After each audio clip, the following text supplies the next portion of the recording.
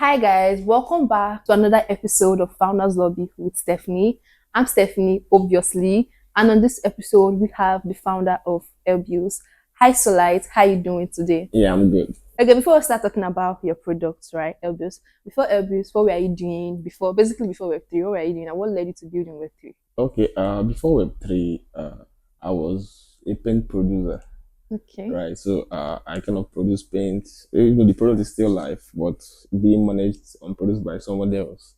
And also, I'm Yes, also what's the into, name of the paint? Let me know if I've used it. okay, yeah, so light paint. Yeah, the It's so same like name, yeah. Yeah. So I also I did blogging, right? Where you kind of, write articles and, mhm. and then do SEO ranking and, to kind of rank on Google and stuff like that. So, and also, I eventually to kind of research, you get kind of plastic recycle and other stuff, right? So I made a little bit of progress on those ones. Then, and I decided to kind of leave them to actually just maybe probably programming and web3 skills. Yeah. Okay, so when you said programming that you found Web3.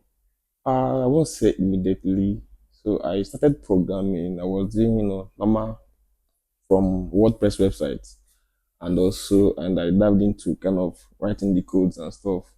Then after some time, I came to Web3 as an airdrop hunter. You get, so I was kind of doing airdrops to get, because it's actually we are looking for money, right? So I was kind of using Web3 for kind of buying tokens, selling and stuff like that. So doing testnet and then making profit from it. So that's my into like entrance into Web3. Yeah. Wow, that's quite a journey right there. Okay, so what inspired you to build Elvis? Okay. Let me say last 2 years, right? So the idea of Airbills, like let me say the actual manufacturing idea of Airbills, it's kind of a suggestion I gave to someone else, right? Mm. The guy was saying I was selling airtime and data, right? So like you call him, you buy from another platform and stuff like that. So I have a programming skill. I was telling him you can actually make it a platform people can actually buy. You get. I was just giving a suggestion, but I don't think he kind It's of okay. see what I saw. You get. Yeah. So after some time, months gone by, so I said, okay, let me say I want to be kind of serious. Like let's behave like a company, right? So I kind of made progress, registered the company, and then kind of we got together. Like I brought I think 4 teams together, right? Then my brother is the graphic designer, so I made him okay. So your Do brother is the recent graphic designer now. yes, Ah, so that is your brother. yes, I did not know about this before. yeah, Okay, yeah. He was interesting. just a graphic designer. Then I thought, okay, yeah, this is you can actually do something on UI UX. You get. So he did UI. He did like something. Like he accepted and kind of moved progress, Mm-hmm. and it's okay. That like he did it well. So from there we progressed to designing and stuff like that on the Web2 side. That's where the whole thing started, right? So I think we also hired a secretary. So we had to be paying the Oh. secretary every month. So after the whole thing, then let's move to maybe how the Web3 part can move. So I think after the review, I think the first product we wanted to do, because we wanted to build a Web3 product Mm-hmm. before we even went to kind of trying to build maybe our hackathon project. Okay. So we set up a team on that. I think the name was So Express. We even bought You we, like this so every time so. uh, so we even went far as buying so.express, their Okay. domain. So we bought it, then we created a group. We added people, trying to make a progress. They are not serious, quite. We did some progress. We designed a logo. We created a page. We made some progress. But when the team is not serious, nothing can move, right? So we scratched that one out. Like I think I pitched it to Zubi, right? Mm. So he was kind of trying to say, what we can use and stuff like that. After the pitch, so I was like, okay, let me we can actually convert this. You take the money, you just send these people airtime. So like I did, I just thought about it on a tweet. Then that's the early age of Blink. So Okay, we yeah. decided to use it to design a Blink. We designed a Blink with it because Airbills was first functional on Blink than Mm-hmm. even for even the website. So I noticed that after the Blink, like let me say, Blink was supposed to be an add-on to a website. You get it's not basically the website because some maybe on mobile it does not display. You get so because it does not display on mobile, he needed a landing page in case of uh, there is Okay. no maybe it's not supported. The Oh, link is not oh, oh, supported. oh. So we design just without the UI, just design something, right? So that's where we actually kicked off. Okay, that's what led to the Elvis we are right now. Yeah, yeah, Okay, so how did you add the utilities? Like, what did you? Okay, you basically said you started with airtime. Right. yeah. So, what led you to now add betting, electricity, TV subscription, and the rest? Okay. We had so many of them on the Web two side already, and they were functional, right? So I just decided to start with airtime because I think that's most essential. People use it, can use it to buy Mm-hmm. data as well. So with that, we kind of started there, and then uh, with let me say with the let me say the You said, embracement we had on it, right? mm, Then we started to say, okay, let's do a UI. That's when we even decided to say, let's kind of design a UI for it. Yeah. okay, so basically, you guys are building on based on users' demands. Yes, like let me say, uh, we saw that okay, people needed it. Then Yeah. we continued building because if we saw that people were not kind of interested, we kind of stopped that kind of thing. So far, what was the hardest part in integrating the local services? Is it airtime API, electricity? Okay, I think the one of the hardest part was electricity actually, because it took us so it took us long to even come online because let me say I think most people, maybe most people living on their own, actually pay for their light, and most people use prepaid. Mm-hmm. So it took us quite some time. Yeah, within, let me say, I built on well, on the Web two side. I didn't know at some point it stopped working, right? So we decided to say, okay, let's kind of try to bring it up. So we registered with so let me say after that we registered with almost like four companies to get keep submitting stuff. I think it was hard for me to get what's it called the team number because the first team number I got was not kind of functional, and the Anambra State we had to actually go to the office. Oh, So I actually went to the office and then we got the team number functional one. So that was kind of most of the regulations. That's the okay. issue. Quick Yeah. question. So when you went to the office to get the thing up and I'm very sure they asked you guys what you guys were using it to do. No, Oh, just you just kind of provide your company because it's been attached to the company so now. the company provided Airbus, right? Yeah, no, no, like You provided. our actual company name is not Airbills. Oh, oh, Airbills is more of a product under the company. oh. You get Okay, I so guess now. yeah, yeah. Let's ask if we are curious on all this Web3 crypto stuff. Yeah, I'm not going to tell them I'm doing Web3, right? Because the It's first true. initiative was never crypto. You get, but Yeah. I'm not telling, let me say, people I'm buying from, I'm doing crypto. You get, I'm just basically, we're doing service, I'm buying from you. So Mm-hmm. don't ask me any further questions, right? Yeah. So far, what other challenges have you guys faced in building? So the major challenge I would say I had, I think apart from this government regulation stuffs, on the marketing side of things, right? Let me say, I think my co-founder was the person that actually made the build blue. You get, let me say, the constant posting, right? Because let me say, without constant posting, you can't even be here. You get, because most times I'm not good at posting. Even my account, I can Yeah. decide to even be, be I might decide to kind Let's of just be leave social inactive, media, that kind yes. of thing. So I'm not kind of a social media guy. Even let me say my Instagram now, maybe my last post like 2 years ago. I don't really like, presenting myself on social media. So I think on the social aspect was kind of the most issue. Yeah. You have, I think your current services now just service Nigerian users. Yeah. Are you thinking about moving beyond Nigeria? Okay. Actually, I'm thinking about moving beyond Nigeria. Even though I had conversation with, I don't remember the name in South Africa. I think Indian guy, right?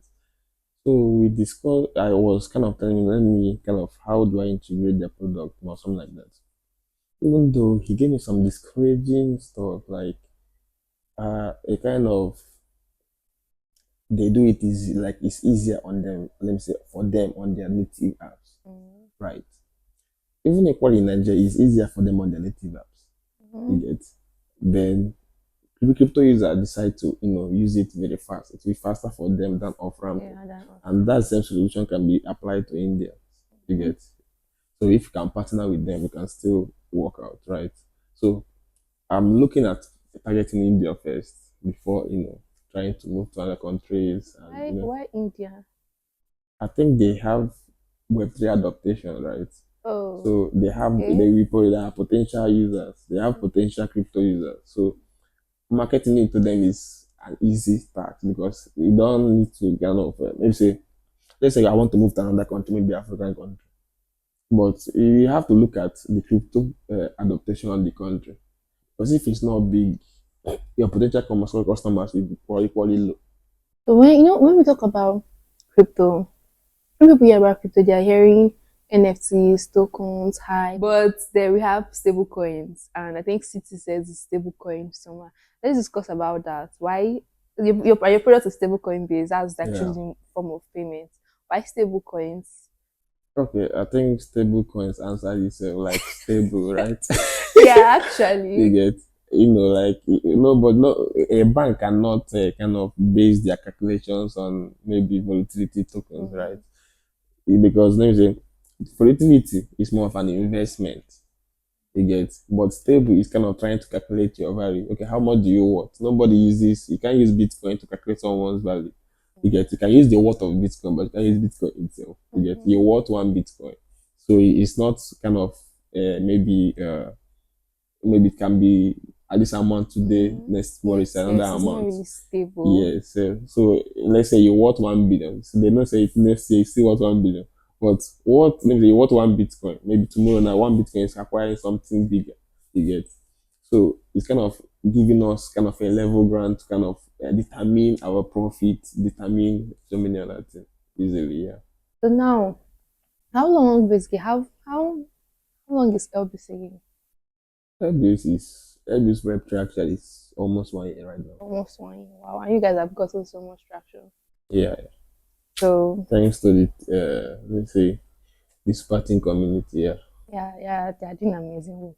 So what advice would you give to, based of your experience, right? What advice will you give to startup founders? Okay, I think on startup founders, first let me say something I actually did. You get, I think you have to give up something to get something. You Okay, you have get, to sacrifice. so you have to actually look for something. It doesn't need to be okay. You just think it's not taking your time, right? So you have to actually sacrifice something. Let me say, before Web3, actually, I was before Web3, even before some time before I entered Web3. Now we've over my programming era. When I started entering programming and then Mm. getting interested and seeing potentials, what it can do and stuff like that. First of all, you have to kind of look at what is taking you most time. As much as you can look at it as a pleasure, right? Let me say, I'm a guy that watches football well. Like I watch football.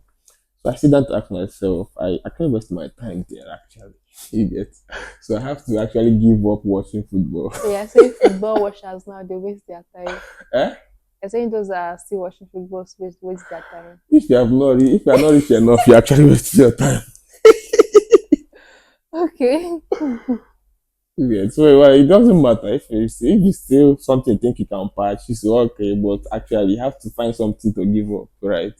To kind of put your focus on something like that, yeah. So they should leave everything now locked in. Yeah, like if you want to actually make it at the top, right? So you can Okay. actually outwork someone kind of, doing 2x of your work, that kind of thing. So is there like a possibility of getting, I don't know, maybe a double verification? Maybe when you want to buy data or airtime, you can just mistakenly put a wrong number and then sign a transaction, and before you know it, it goes. Okay, on that wrong number part, we can't really do much, you get. But let me say, we can do something like if you have been using our platform, right? Mm-hmm. And then we can now track whether you are adding a new number.